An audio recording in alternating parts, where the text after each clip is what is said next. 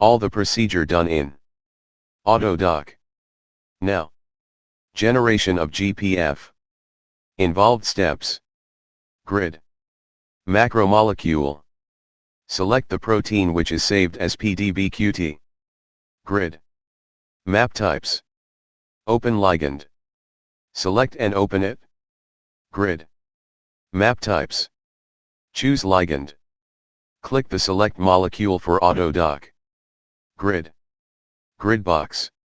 Apply the coordinates the active site. Now select the option Save in currently present in file. Grid. Output. Save GPF. Generation of DPF. Docking. Macromolecule. Set rigid file name.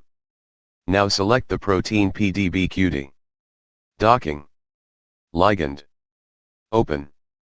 Select the PDBQT of ligand which we need in docking. Docking. Ligand. Choose. Select the like and click the select molecule for AutoDock. Docking. Search parameters. Genetic algorithm. Accept. Docking. Docking parameters.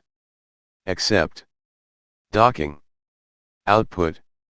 Lamarckian genetic algorithm. Type the name of ligand. Save. DPF is created. Now. Generation of GLG and DLG. Involved steps in GLG. Go to terminal, type the command AutoGrid 4P. Name of compound.gpf. Name of compound.glg. Involved steps in DLG. Go to terminal, type the command AutoDock 4P. Name of compound.dpf. Name of compound.dlg. Now. Run DLG and find binding energies and possible interactions. Procedure. Analyze. Open. Select the DPF you created. Open. Analyze. Macromolecule. Open. Now open ranked by energies and see the energies. Analyze.